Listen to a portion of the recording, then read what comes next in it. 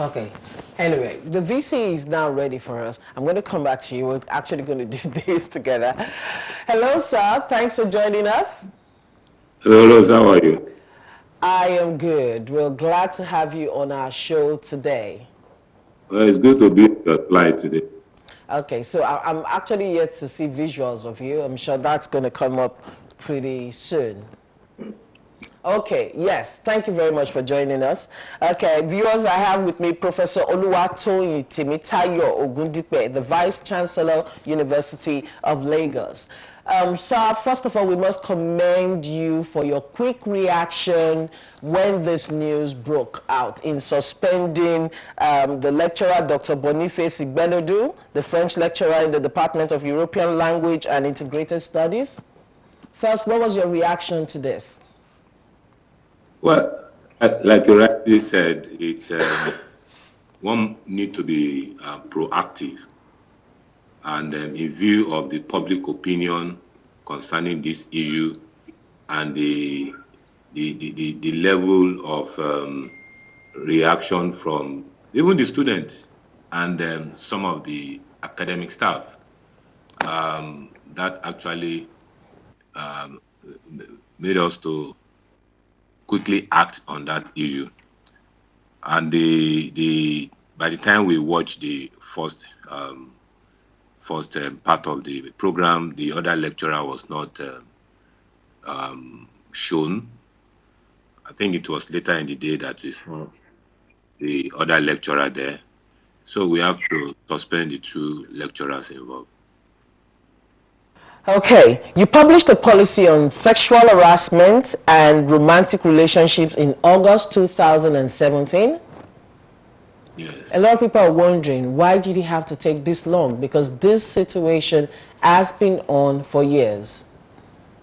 Well, I want to say that the sexual harassment policy, which was approved by the Senate in 2017, August, we have it on our website.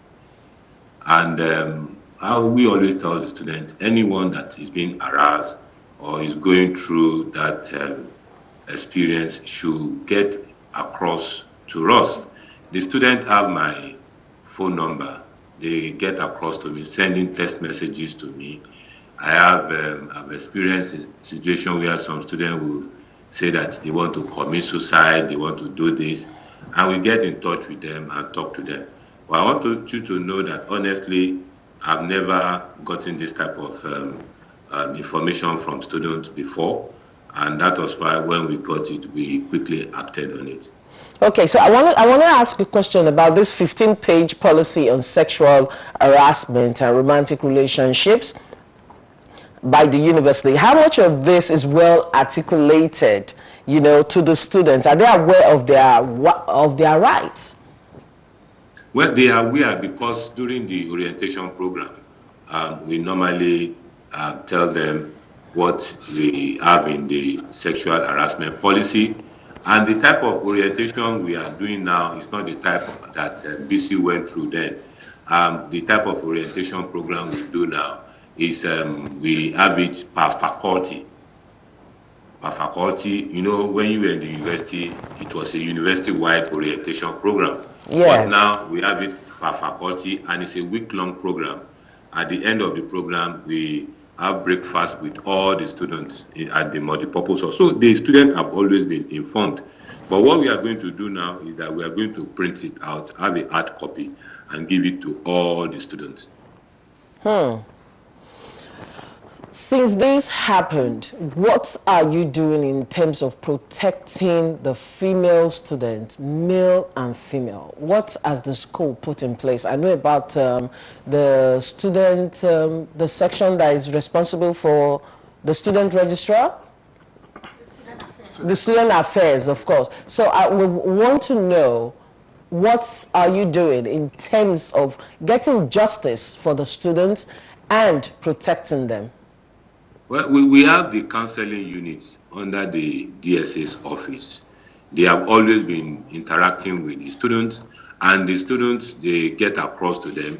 If they have any problem with any lecturer, they will normally inform them, and then the lecturer will will get in touch with the student, the counselor will get in touch with the lecturers that are involved.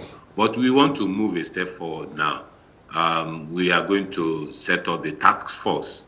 By next week, the task force will be set up that the student can get across to them, especially those students that don't want people to know who they are interfacing with. Okay. We have also done something. The counseling unit under the DSS office, we have now decentralized. We have one at the Faculty of Education. We have one in the mosque. We have one in at the chapel, the Protestant, the Catholic. We have one in the College of Medicine. We are putting one at the Health Center. So we have tried to decentralize the counseling unit. And like I said, by next week, the task force will be set up, chaired by a professor. We are not going to give the names of members of the committee, but we are going to release the phone number through which they can get in touch with those people. And I want to assure you, we have zero tolerance concerning this issue of sexual harassment. I would like to take you back. This issue of sexual harassment has become an age-long thing. It's become a menace. Because, sir, I must mention this to you. I suffered it. The lecturer who did this to me is still in the university. I don't want to mention names yet. But the thing is this. Could it be that this issue continued because less attention was paid to it? You know, things can continue for a long time, but at a particular time, the bubble will burst. And once the bubble bursts, it will catch the attention of people, and people will now show interest. That is what has happened now. Like you rightly said, it's been on for a long time. When I was in the university, over 30 years ago, it was on. But now that everybody is talking about it, then remember that the communication level was not as viral, as very, very good now. In the past, when you talk about that, it seems as if that is the normal thing. But now, with the social media platform and so many platforms through which you can express your opinion and also let people know what you are going through. Like I said earlier on, the bubble already busted. And now we are very proactive. And I'm giving you the assurance that we will do everything possible to bring whoever is caught in this web to punishment. So I hope we're not forgetting the boys, because the young men also face this in terms of they have nothing to offer but money. Female lecturers, yes, they face the same thing from students. Okay. Rose, did you hear me? Say that again, sir, please. Female lecturers. Yes, sir. They have the same experience from male students. This is unbelievable. Yeah, I'm telling you this. Do they actually also proposition the boys? The students, the male students? The male students make passes at the female lecturers? Or is it the female lecturers who make passes at the male student passes it over to the female lecturer. They harass the female lecturers. Just talking to the female lecturer that, do you know I love you, and things like that. Oh my goodness, you have a lot in your hands, sir. You have There's a lot level of to do it. that we have in the society. And all of this is done because people want to graduate. Because I was speaking to BC earlier, the former special advisor on education to the Oyo State government, and then she was talking about the structure of the educational system in Nigeria. Could this be one of the problems because of the way education is in Nigeria, from secondary school, the WAEC, because people they buy their ways into the universities? Well, it's not all of them that buy their ways into the university. Yes, some people do. We have brilliant students, and I make bold to say that just like somebody like you, Rose, graduating from the University of Lagos, and look at what you are doing now. Look at BC just getting UNESCO award recently. Students graduating from the University of Lagos, by the time they go to other part of the world, they do very well. They do very, very well. And recently I was in North America, and look at what the alumni are doing over there in Europe. Look at what they are doing. Okay. The most important thing I want us to know is that it's a global problem.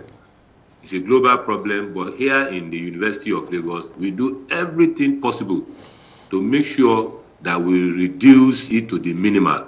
Like I said, we have zero tolerance for this issue of sexual harassment in the University of Lagos, and anybody that is caught in the web definitely will be dealt with.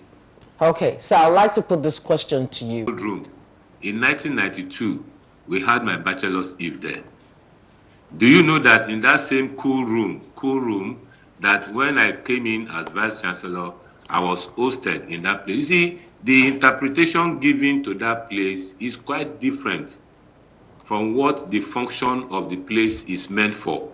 Okay. You understand me now? The cool room has been there for a long time. But of recent, they abuse it. Okay. They abuse it. Is that actually the name for the place? Cold room? Cool. Oh, cool room. COOL. Okay, because it has AC. The cool room. Yeah, because it has AC. It's well furnished. So they have meetings there. They have reception there and things like that. So they call it the cool room treatment or the cold room treatment. Well, you people call it cold room treatment. I don't know where the cold room is. I only know where the cool room is in the University of Lagos. Okay, it's said as it's described here. They say it's on the second floor where lecturers take students for sexcapades or escapades. The room is said to have blackouts, windows, disco lights, and comfortable seats. Does this description fit the place? Like I said earlier on, the place is well furnished and it's been in existence for as long as I know about University of Lagos. I came to University of Lagos in 1990 and it has always been there. But it's just an issue of abuse. You understand it? It's just an issue of abuse by some set of people. To say that there is no light there, it is well illuminated with facilities there. So any club you go to, definitely they will have a place where people will have their privacy and things like that. But like I said, it's been abused, and also they rent it out for parties. They rent it out for reception and things like that. So what's going to happen to that cool room now? Well, we have locked the place, but honestly speaking, it belongs to the club. It belongs to the staff club. And these two people we are talking about are not even financial members of the club. They are not financial members. The second guy, if you listen to the BBC report, saw somebody going in and catch up on that because they have an access card to enter the place now. Okay. So he is not a financial member of the place. So we are going to work on that to make sure that it is used for what it's meant for. And I'm sure that even members of the club will now do something about it to allow only members and not to allow students to make use. Because how can nobody raise an eyebrow when a lecturer will be visited in this senior lecturers club by female students or working there with a female student? You know, Rose, that was why I said the usage of the facility was abused. But I'm sure with the recent development, members of the club would definitely do something about it in such a way that they will allow only members and they will ban students from making use of the facility.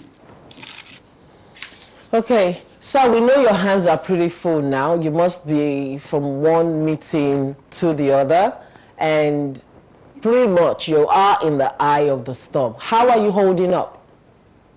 Well, challenges are meant for us to solve. And you know, every day you have to face one challenge or the other. Yes. The most important thing is for you to be able to solve it and move the system forward. Two, I want you to know that University of Lagos is a prestigious university. If you listen to that report, said that University of Lagos is a prestigious university, and anything that happens in that university, at this University of Lagos, will definitely get the attention of everybody. Yes. So,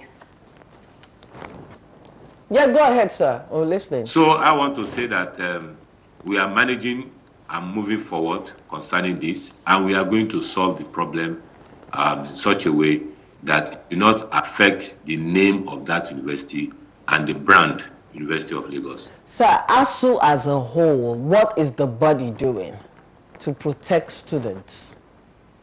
Because it's beyond them learning. They need. You know, ASU is a union for the academic staff. Yes. I cannot speak for ASU. Although I am a member of ASU, I cannot speak for ASU. It's only the executive of ASU that can speak concerning this. I can only speak as the CEO of the University of Lagos. Okay. Let me put this to you. What is your take on the National Assembly placing a sexual harassment bill against Nigerian students and workers? Well, it's a topic for another day, Rose. Okay. It's a topic for another day. Okay, so we are of the knowledge that the cold room has been sealed, and of course the office of Dr. Boniface has also been sealed. He is not allowed near the institution. What happens next? Like I told, if you have been following the news, you know we have set up a committee chaired by the Dean of the Faculty of Law, Professor Asenwa, and 4 other members of the committee. And I'm sure within the next 3 weeks, they will turn in their report. And then we send the report to council. Council definitely will. Which council? The University Council. Okay. The University Council will direct Senate to act on it. And whatever the decision is, that is what we are going to do. Will he be expelled? Yep. Yeah. You see, this is not the first time. You see, what I want us to know is that in the university, we don't talk much about the punishment we give to academic staff. Okay. About 5 or 6 years ago, the appointment of a lecturer in the Faculty of Education was terminated in the University of Lagos concerning issues like this, sexual harassment and other related things. So this is not the first time that University of Lagos is taking serious stand concerning this. But when we take our decision, we make our decision concerning this. We don't need to advertise it. We don't need to talk about it. The only thing we know is that we terminate the appointment of the lecturer, and that is it. Okay, beyond you setting up centers for the victims to come up and talk or look for counseling or whatever you stated that you're putting in place, what about the lecturer? Because we heard some of the students making statements like, this Dr. Igbenudum was caught because he's an older lecturer, that the younger lecturers are smarter. They know how to do these things. They gave, you said? The students should speak out. So what are you doing as talking to, sorry sir, just a minute sir. I'm talking about these new lecturers now. How are you speaking to them? Because the ones who were caught are the scapegoats. It's like this issue or this sort of attitude in the university is like it's institutionalized. Rose, like I said earlier on, it's not only Benehu and Oladipo that are involved in something like this. There's another one that we are already investigating, and it's under suspension now. This was done about 2 weeks ago. But we don't need to be publishing it and announcing things like that. we have zero tolerance. And this for the other one is a younger lecturer. Okay. What we want, Rose, is that let the students speak out. Okay. Let the students, in this part of the world, it's easy to raise an allegation. It's easy to say all manner of things about somebody. And when you now say the person should come out, say, no, I don't want to come out so that they will not start persecuting me. Yes. We have given you the channels through which you can express your opinion or let us know what you are going through. Even if you don't put your name. Like I told you earlier on, I have situations where students will send text messages, WhatsApp messages to me that they want to commit suicide because of this, because of that. What I will do is that I'll send it to the Dean of Student Affairs. And once I send to the Dean of Student Affairs, he will handle it. The one that the Dean of Student Affairs cannot handle, he will refer it back to me. So there are a lot of issues concerning something like this. But we are doing our best to make sure that we protect our students, doing our best to make sure that the interest of our students is taken care of. Okay, thank you very much, sir, for speaking with me. And you know that also the management will need to be very careful so that some of these students will not be used by their colleagues against them. Yes. So we have to be very careful and balance our view, balance the assessment, balance all that we are going to do. So at the end of the day, we will not be biased. Okay. Okay. Thank you very much, sir, for speaking with us. But Rose, yes, again. let the students speak out. Speak out. Okay. Speak out. So let's be telling our students there is need for them to speak out. I like that part because that's going to be my closing remark.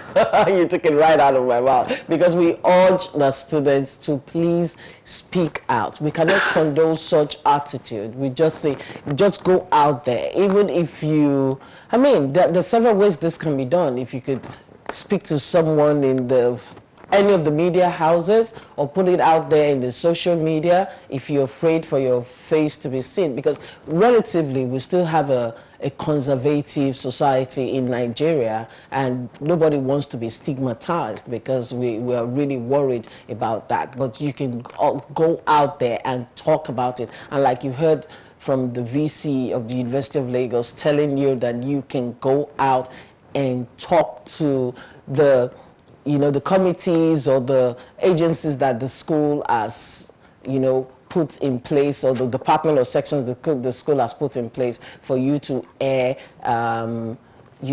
such issues if someone has acted inappropriately towards you in the school. VC, are you still there?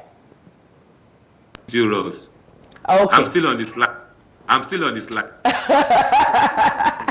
Okay, sir. At this point, I want to say thank you very much for joining us. Together, we're going to fight this menace, sir. You've done well.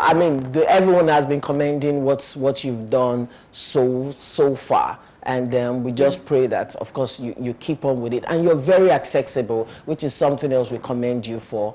And for agreeing for having this talk with us. When I was going to publicize that, I was going to say, is this exclusive interview? Is this the first interview you're granting, sir?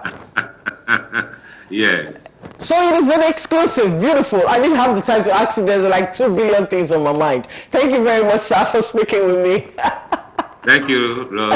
Okay. PC, how are you? Yeah. And Jimmy is also saying hello to you, sir. How are you? It's fine. Okay, so we'll chat more. Thank you very much.